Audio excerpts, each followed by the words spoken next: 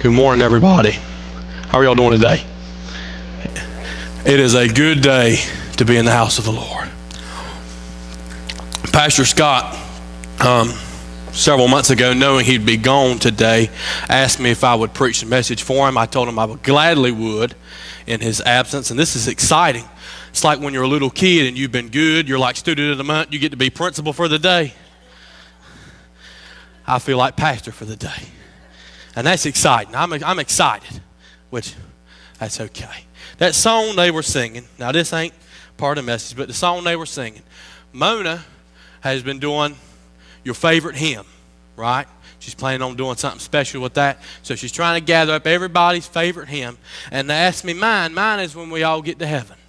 And they sung it for me today, this morning. I love that song, every bit of it. When we all get to heaven. When we all get to heaven. Right? There's some things we know about heaven, right? There's no more sickness. There's no more pain. There's no more anger. There's no more worry. There's no more anything, right? All things bad are gone in heaven, right? That we know. There's more things we know. The walls are made out of jasper. The streets are made out of gold. And there's one gate, and it's about 500 miles wide, and it's 500 miles tall, and it's made out of one single pearl. Now, if the pearls are that size, I'd love to see the size of the oysters. When all the New Hope gets to heaven, we're going to have an oyster roast that'll last for a lifetime. Something I want you to do, I want you to turn to your neighbor. Now, when I mean neighbor, I mean the person to the left or the right of you, and I want you to say, I'm glad that you're here. Why? Because it would not be the same without you.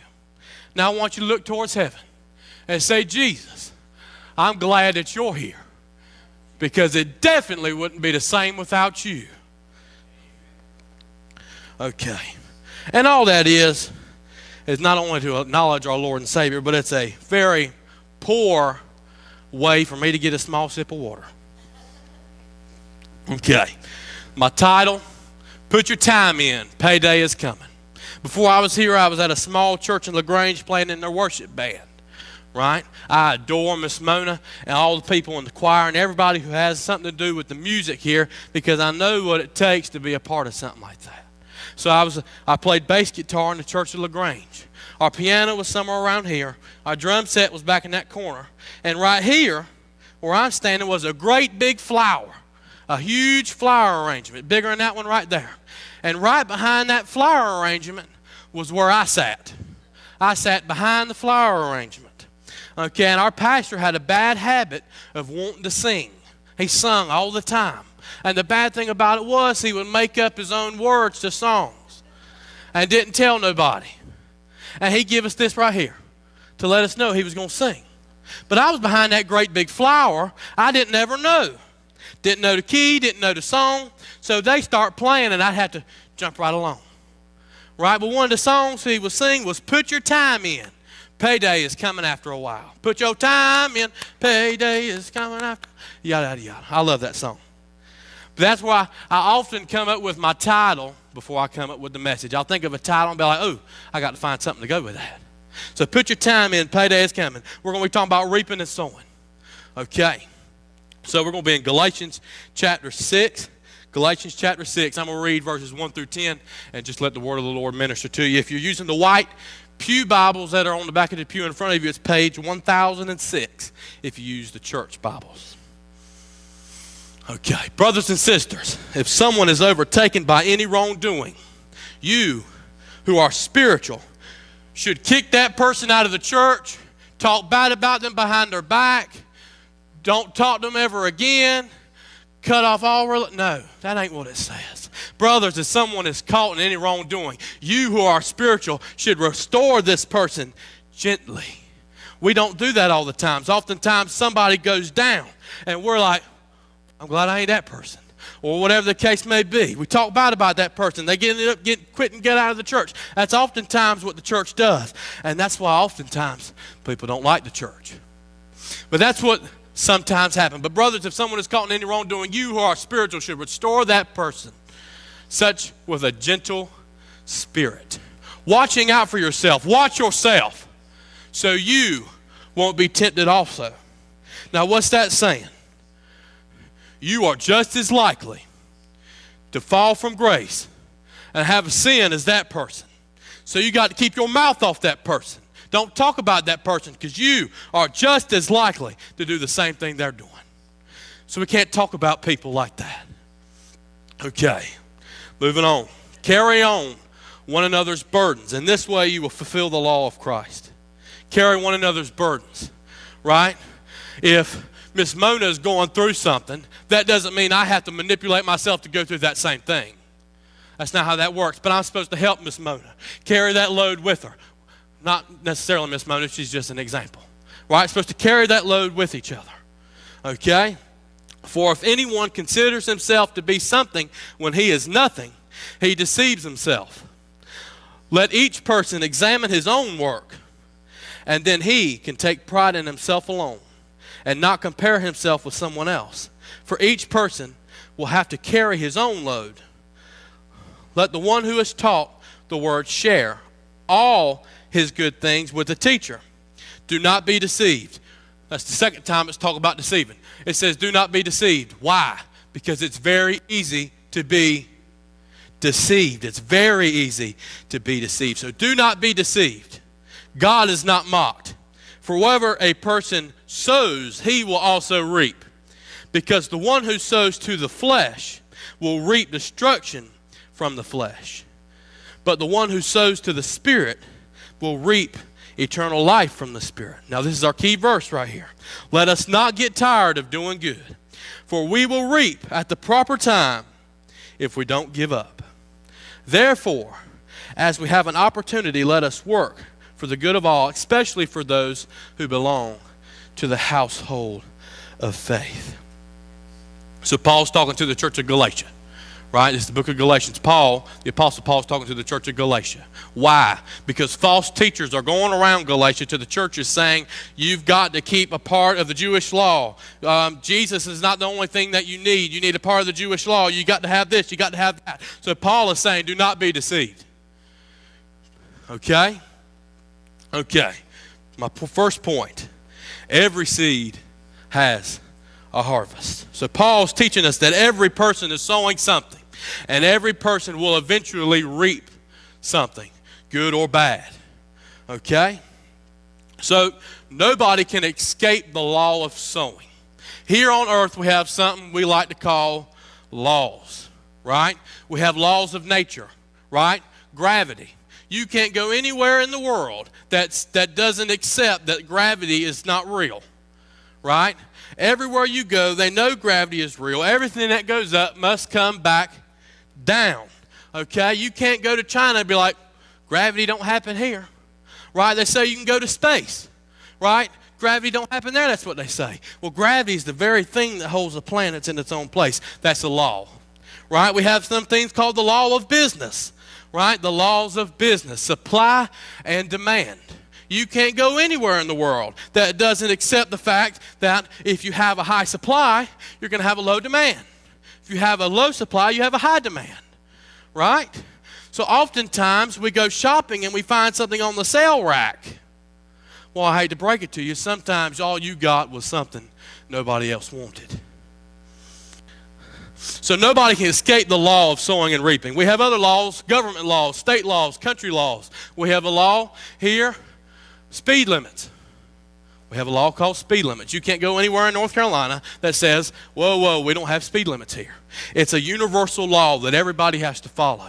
And sometimes when you're going above the speed limit, you figure out that those laws are real and nobody's playing around. So whether you're saved or lost, rich or poor, whether you're young or old, God is not mocked. You will reap what you sow. Okay? So every choice that you make is a seed, right? Every time you choose to pray, that's a seed. Every time the church has a service, that's a seed. Every act of obedience you choose to take is a seed. Every compromise you make is a seed. And every sinful choice you make is a seed. Okay? And you will eventually harvest what you planted. Right? Farmers know this. You plant it. You do it right, something's going to come up. Whether you bought the right seed or not, that's a different story. There's a story of a pastor a pastor likes to tell. He went to Home Depot and bought him a cherry wood tree. I think it was cherry wood. I'm almost positive. Bought him a cherry wood tree and went out to his yard and planted it. And about a month or so later, it died. Didn't nothing happen. He done that 3 or 4 times. Because if you bring the tree back to Home Depot, they'll give you a refund or give you a new tree. So he decided to keep getting a new tree. And there was a man in line behind him. When he was explaining what was happening, he said, I know what you need to do. He said, what? You need to get you a newspaper, roll up that newspaper, and you need to beat that tree. So that's what he done. He got him another tree, bought him a newspaper, waited till night so his neighbors didn't think he was crazy, going out beating trees with it. And he beat that tree. He was hoping no tree social services were coming around the block. So sometimes when you do beat that tree, it really gives those roots time to get into that ground and start taking up nutrients. Oftentimes in our lives, we get a little shooken. And we may compromise and be like, okay, I'm sorry. But sometimes we get a little shooken. But maybe sometimes that's just our roots getting in the ground good. So we can get up nutrients that we need. So some people are frustrated with today's harvest when they planted something yesterday. Okay. Every road has a payday. That's point 2. I told you we ain't going to be here long. Point 2. Okay, Matthew 7, 13 and 14. Enter through the narrow gate, for the gate is wide and the road is broad that leads to destruction. And there are many who will go through it. However, the narrow is the gate and difficult is the road that leads to life. And few are those who find it. Broad gate, wide road, broad path. You can do what you want and be on that path. You can treat people the way you want to treat people and be on that path. You can talk the way you want to and be on that path. You can do whatever you want and be on that path. But that path that's easy to be on now will eventually lead to destruction. But over here on the narrow path, I like to say walking through this path is easy, but going through in between them pews ain't. The broad path and the narrow path, you can do whatever you want going down here, but you have very limited options trying to go down that pew right there. Right? The broad path is very attractive. It's broad, it's wide, it's easy, it's popular. Most people travel on it, and there ain't no sacrifices you got to make to be on it. Everybody loves it. There's no commitment. You don't have to surrender anything. But narrow is the road that is difficult, requires obedience, self-denial, telling yourself no, requires faithfulness, requires commitment. Both roads lead somewhere. But Jesus never said there were many destinations. There's 2. Life, everlasting life, or destruction. The broad path has a payday, right? I love payday. Monday through Wednesday, I want to quit. I want to fed up, take my uniform, I quit. But Thursday, I like Thursday. I like payday. There's just something about payday. Going and filling up your gas tank on payday. There's just something like it. I love payday. Both roads have a payday. The narrow road has a payday, and the road that is broad has a payday. The road you're walking today will determine the payday that you might receive tomorrow. Many people choose a road because it feels good, but few choose the road because it will lead to something good. Right? We do it because it feels good now. There ain't no problems now. There ain't no thing we got to do now. But on the narrow road, it's a little harder to go on. You can't do everything you want to, but it will eventually lead to something much, much better. Jacob chose the broad road. The book of Genesis, I'm not going to read, but I'll give you a short overview of what happened. The book of Genesis, Jacob and Esau are twin brothers. Own blood, they're twins. Esau was born first. Back in the old Hebrew laws, they had something called the right to the firstborn. Okay? So if there was 3 children, right, and 1 pot of stew, this is just an example. If there were 3 children, they would make 4 helpings of the stew. And the firstborn would get 2 helpings, and the other 2 would get 1 helping. That's how they done it. There was things called the rights of the firstborn. They got double the inheritance, double the serving, double the everything. Okay? Esau was the firstborn. Actually, when they were born, because they're twins, when they were born, Jacob was holding on to Esau's foot when they were born. That's just a little fun fact for you. This is free information you're getting at New Hope Baptist Church. Okay? Isaac, the father, Jacob and Esau's father, was on his deathbed. Okay? Back in the day, way back in the day, the rights of the firstborn, when the father was on the deathbed, they prayed a special prayer of blessing over the firstborn, which was Esau.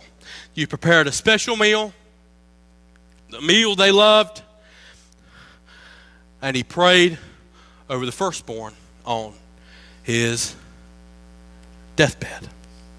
Okay, so he tells Esau, go out and kill something and get the meat. You'll come back. Mom will make the stew, and I'll give you the prayer of blessing. So he sent Esau out to go get the meat, to go kill something. Well, while they were gone, the mom, Rebekah, liked Jacob more than she did Esau. Okay? So Jacob decided he was going to steal that blessing. Isaac was blind. Isaac couldn't see. Isaac was on his deathbed. He said, I'm going to deceive my father, and I'm going to get that prayer of blessing. Esau was a hairy man, had hair on his arms, his hands, and his neck. Jacob was a smooth-skinned man. So one of the things he had to do was get fur from an animal and put it on his arms, hands, and neck. While Esau was out, Mom quick made the stew. Jacob went to Isaac and got the prayer of blessing. That prayer of blessing was so powerful, Isaac said, well, I prayed it, I can't take it back. That's how powerful that prayer was. So he gives the prayer of blessing. He uses deception to receive that blessing. Receiving something from God that God had already promised, but through the wrong means. A blessing obtained. He got the prayer of blessing, but not in God's way. Like I said, sin earlier can produce short-term gain. Baby steps. Short-term gain. Okay? Esau comes back and he is mad. Madder than fire. Jacob runs away and Esau wants to kill Jacob. He's so mad. Wants to kill him. So Rebekah tells him to go to her brother, his uncle, Laban's house. So Jacob leaves. He runs to Laban's house and he falls in love with Laban's daughter. Well, I'm not going to get into the fact that Laban is his uncle and his daughter is his cousin. We're not going to get into that fact. But he fell in love with his daughter. So he said they were talking, trying to figure out what he was going to get in return for the work.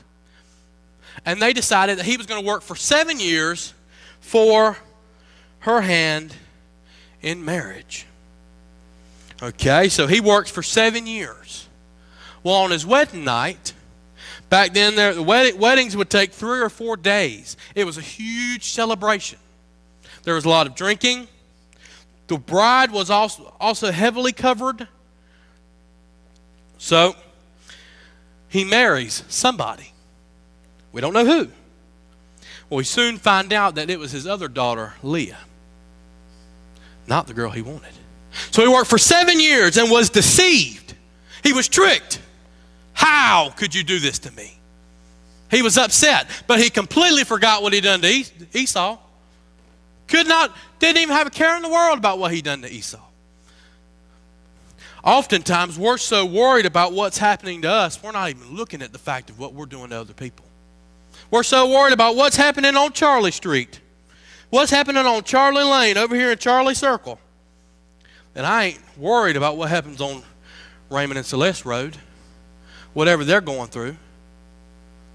So we're oftentimes so worried about ourselves, we done forgot what we done to somebody else. So he's mad. He woke up next to the girl he did not want to marry, but he married her.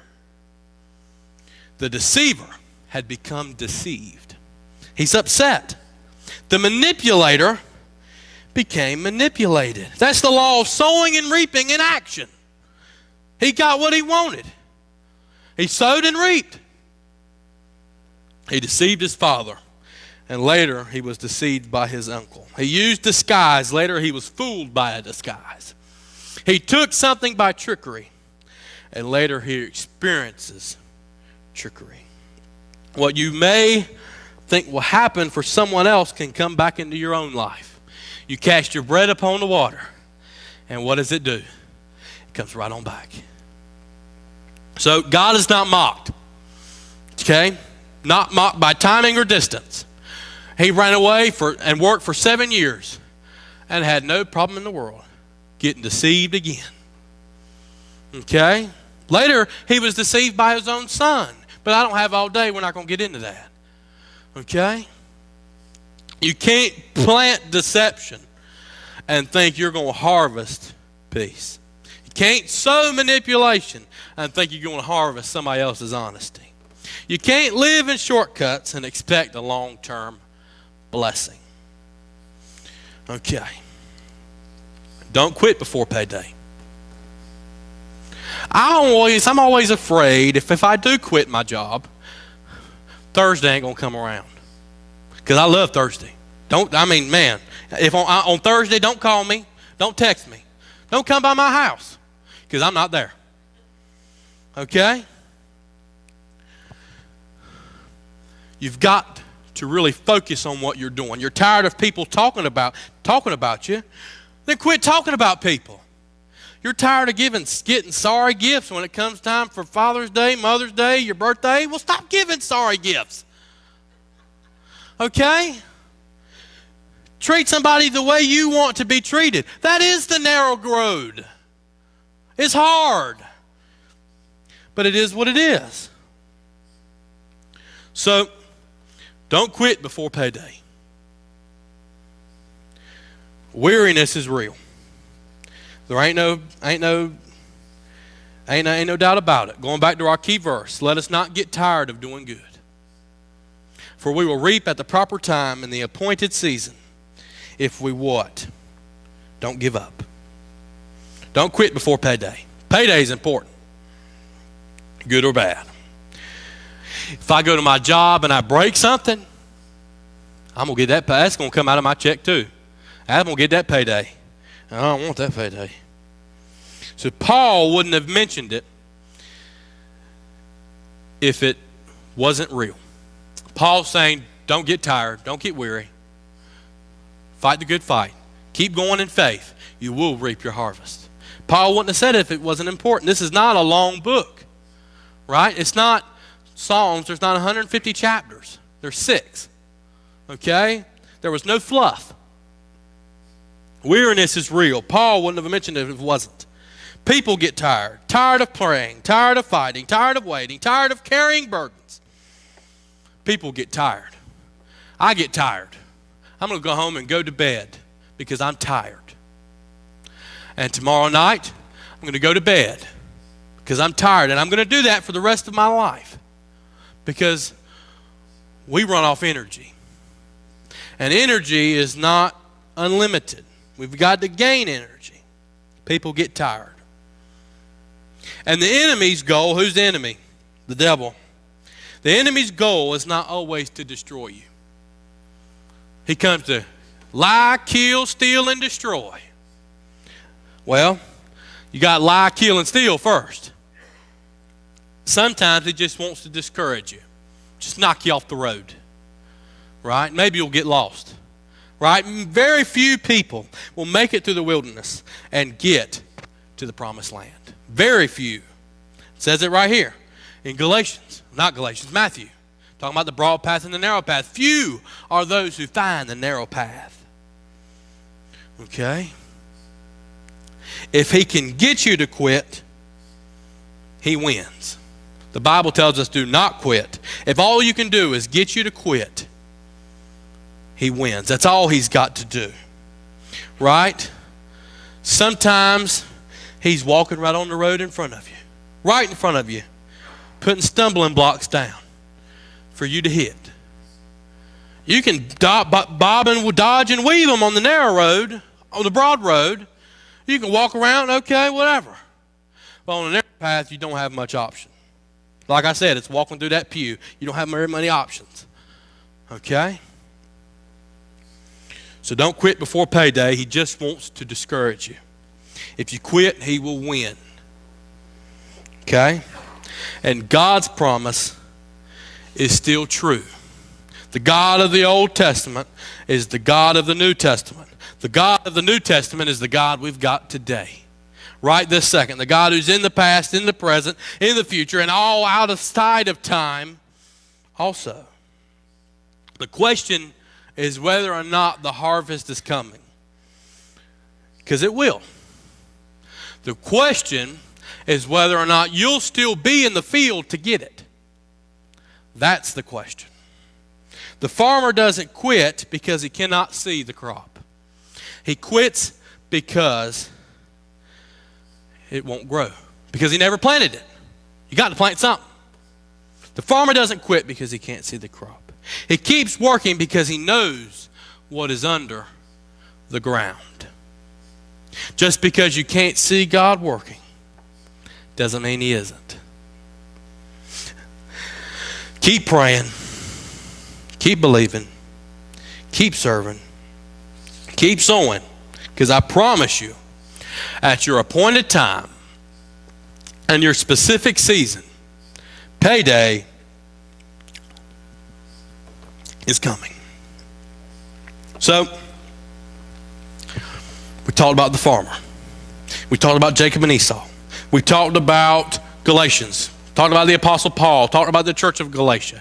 Talking about reaping and sowing. Those on the broad road, you've been sowing the flesh. Musicians, if you come. You've been living for today, like Esau.